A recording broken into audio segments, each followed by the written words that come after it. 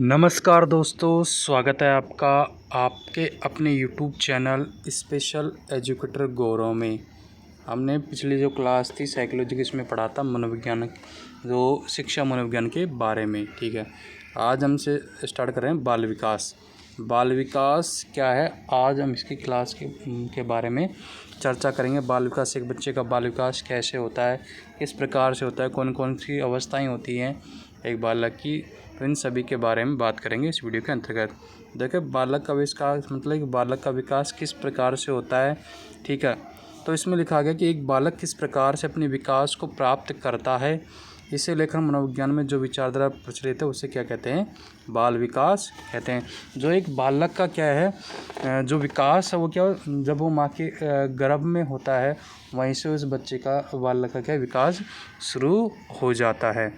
अब इसमें जो प्लेटो ने क्या है, प्लेटो ने ईसा पूर्व 4वीं या 5वीं सदी में कहा था कि एक बालक को प्रकृति है उससे अपन दूर, जितना दूर ले जाएंगे उस बालक में उतनी ही क्या है विसंगतियाँ पैदा हो जाती हैं, और यदि उस प्रकृति के जितना समीप अपन बालक को रखेंगे उसमें उतनी क्या अच्छाइयाँ जन्म लेती हैं।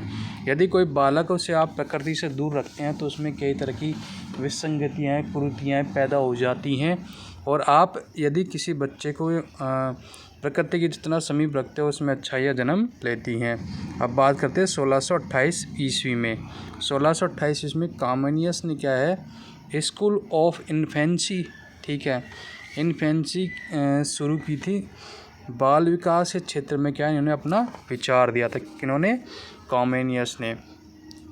30 वर्षों का इन अनुभव के बाद इन क्या है 1657 ईस्वी में क्या चित्रमयी पुस्तकें बनाई, जो बच्चों के लिए काफ़ी अच्छी साबित हुई। गया बच्चे जो चित्रों से जल्दी सीखते हैं, इनके अनुसार ऐसी ये इनका विचार था। अब बात करते हैं 1774 में। 1774 में क्या है, जो पेस्टोलॉजी है, पेस्टोलॉजी के इनका स्वयं का पुत्र था, 3.5 वर्षीय बालक, उस पर इन्होंने अध्ययन किया और फिर क्या लिखा, एक लेख लिखा। लेख का नाम था बेबी बायोग्राफिक नामक लेख लिखा। इसलिए जो पेस्टोलॉजी है उसको क्या है, बाल मनोविज्ञान का जनक माना जाता है। क्यों? क्योंकि इन्होंने अपने जो 3.5 वर्षीय बालक है उस पर अध्ययन किया और क्या है, बेबी बायोग्राफी नामक लेख लिखा। इसलिए जो पेस्टोलॉजी है उनको बाल मनोविज्ञान का जनक माना जाता है। अब बात करते हैं 18वीं सदी में। 18वीं सदी में रूसो ने क्या है, ईमाइल नामक क्या है पुस्तक लिखी। रूसो ने एक पुस्तक लिखी, ईमाइल नामक पुस्तक लिखी। इनका विचार था कि बालक क्या है, किसके समान है, पुस्तक के समान है, जिसे शिक्षक को क्या है उसे अधोपांत पढ़ना चाहिए। बालक एक शिक्षक के समान है, ये रूसो ने कहा था अपनी इनकी जो पुस्तक थी ईमाइल में, ये शिक्षक को उसे क्या है पुस्तक के समान है, शिक्षक को उसे अधोपांत पढ़ना चाहिए। इसी विचार के कारण शिक्षा में मनोवैज्ञानिक दृष्टिकोण लाने का श्रेय किसको जाता है, रूसो को जाता है। मनोवैज्ञानिक दृष्टिकोण लाने का श्रेय रूसो को जाता है। अब हम आगे बात करते हैं 18वीं सदी में। 18वीं सदी में जो टाइडमैन के द्वारा एक व्यक्ति इतिहास विधि, जिसे अपन केस स्टडी भी कहते हैं, इसके अंतर्गत इन्हें बालक की समस्या का अध्ययन, मतलब बालक की जो समस्या का अध्ययन किसके अंतर्गत किया जाता है, केस स्टडी के अंतर्गत किया जाता है, और फिर इसमें क्या है समाधान किया जाता है। अब फ्रोबेल ने क्या किंडर गार्डन प्रणाली विकसित की थी, किसने, फ्रोबेल ने। इसमें क्या है बच्चों को खेल खेल के माध्यम से सिखाया जाता है इस विधि के अंतर्गत। अब 1893 ईस्वी में स्टैनली हॉल ने बाल अध्ययन समिति एवं बाल कल्याण संगठन की क्या है स्थापना की। किन्होंने, स्टैनली हॉल ने 1893 में बाल अध्ययन समिति एवं बाल कल्याण संगठन की है स्थापना की। अब बात करते हैं, श्रीमती हरलॉक ने सबसे पहले इस बात को स्पष्ट किया कि एक बालक का विकास जन्म के बाद नहीं बल्कि जन्म से पहले गर्भावस्था में शुरू हो जाता है। इनका कहना यह था, श्रीमती हरलॉक जी का, कि जो एक बच्चे का विकास जन्म के बाद शुरू नहीं होता, वो जन्म के पहले जब बच्चा माँ के गर्भ में होता है उसी टाइम बच्चे का जो विकास है वो शुरू हो जाता है। ठीक है दोस्तों, अब इन्होंने कहा कि बाल मनोवैज्ञानिक क्या है, एक सीमित अवधारणा है, जबकि बाल विकास एक व्यापक अवधारणा है। आप भी इस चीज़ को समझते हो कि जो विकास है वो निरंतर चलता रहता है, ठीक है, एक मृत्यु पर्यंत तक विकास जो वो क्या नाम विकास चलता रहता है। अब बाल विकास की अवधारणाएं, इनमें परिभाषाएं हैं। क्रोवेनकर ने परिभाषा दी है इनके अनुसार यह कि बाल विकास एक ऐसा अध्ययन है जिसमें गर्भावस्था के प्रारंभिक काल से लेकर जन्म के बाद किशोरावस्था तक के उत्तरार्ध काल तक का अध्ययन किया जाता है। क्रोवेनकर मानते हैं कि जो गर्भावस्था का जो प्रारंभिक काल होता है वहाँ से लेकर जो जन्म के बाद किशोरावस्था का जो उत्तर काल होता है वहाँ तक का अध्ययन क्या कहलाता है, बाल विकास कहलाता है क्रोवेनकर के अनुसार।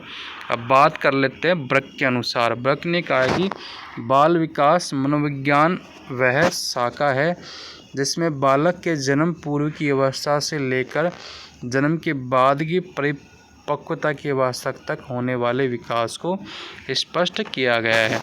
जन्म से पहले की अवस्था, बच्चा जब गर्भ में होता है वहाँ की अवस्था से लेकर जो जन्म के बाद की जो परिपक्वता की अवस्था होती है वहाँ तक के विकास को क्या है, स्पष्ट किया गया है बाल विकास के अंतर्गत। ये किसने कहा है, ब्रक ने कहा था। अब बात करते हैं अभिवृद्धि और विकास, ठीक है। अभिवृद्धि और विकास, जब एक बच्चा जन्म लेता है उसके बाद क्या है उसमें अभिवृद्धि और क्या विकास होने लग जाता है। अब इसको समझने के पहले अपन को क्या है, अभिवृद्धि और विकास जो है इन दोनों को क्या है समझना होगा कि अभिवृद्धि और विकास क्या होता है। तो देखो अभिवृद्धि जो क्या होती है, एक बालक का जीवन के एक कोशिका से शुरू होता है। जब बालक का जीवन क्या है एक कोशिका से शुरू होता है, फिर ये कोशिका क्या विभाजित होती है, अलग अलग विभाजित होती है, वही अनंत कोशिकाओं में बदल जाती है। एक से क्या अनंत कोशिकाओं में बदल जाती है, ठीक है।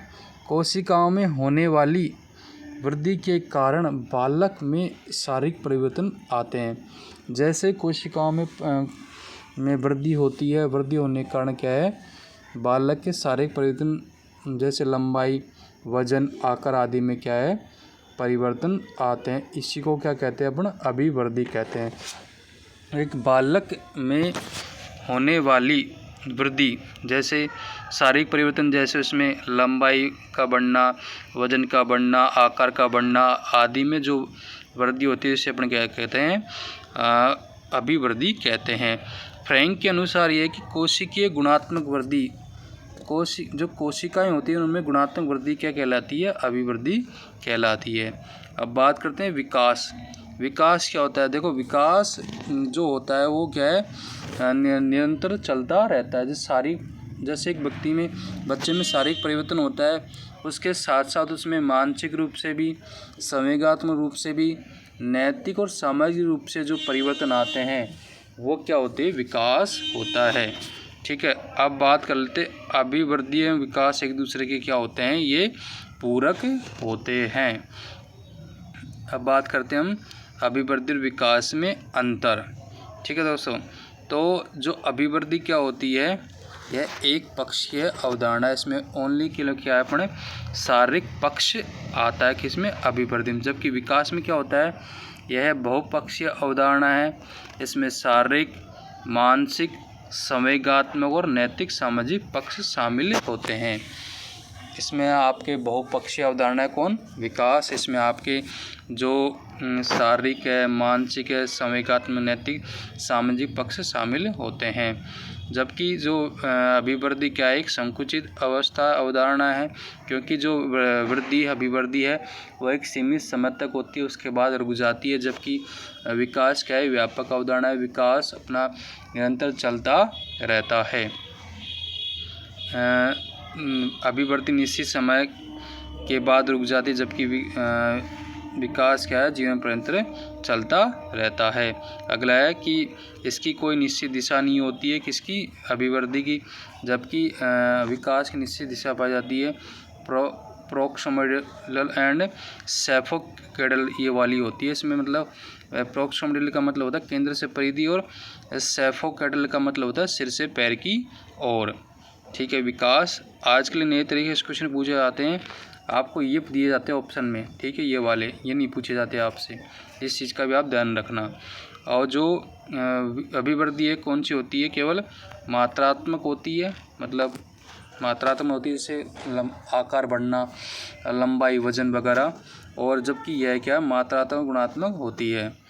मापन क्या होता है, मापन अपने अभिवृद्धि का संभव होता है, जबकि इसका मापन संभव नहीं होता है। और जो यह अभिवृद्धि क्या धनात्मक होती है, मतलब हमेशा प्लस में रहती, बढ़ती रहती है। और जबकि ये क्या होती है, विकास धनात्मक ऋणात्मक, कभी विकास तेज़ होता है, कभी कम होता है, कभी तेज़ होता है, ऐसे विकास होता रहता है। तो आज अपनी ये जो बाल विकास की क्लास थी, ठीक है दोस्तों, इसमें अगर आपको वीडियो अच्छा लगा है तो वीडियो को लाइक करें और अपने दोस्तों के साथ वीडियो को ज़रूर शेयर करें। तो आपके लिए जो ये रीट के लिए पात्रता परीक्षा के लिए है, आप इसको ज़्यादा मतलब डीपली में ना जाएं आप, ठीक है, आराम से आपका ये ज़्यादा स्ट्रेस ना लें, आराम से आपका जो पात्रता परीक्षा है पेपर वो आराम से क्लियर हो जाएगा। बस अच्छे से तैयारी करते रहे, आप कंटिन्यू पढ़ें, जो आपका टाइम टेबल है उसके अनुसार कंटिन्यू तैयारी करते रहें, आपका पेपर आसानी से क्लियर हो जाएगा। तो मिलते हैं दोस्तों नेक्स्ट वीडियो में, तब तक के लिए आप हमारे चैनल स्पेशल एजुकेटर गौरव को ज़रूर ज्वाइन कर लो, और टेलीग्राम चैनल है उसको भी ज़रूर सब्सक्राइब कर लो, यूट्यूब चैनल को ज़रूर सब्सक्राइब करें, ठीक है दोस्तों। मिलते हैं नेक्स्ट में, तब तक के लिए धन्यवाद।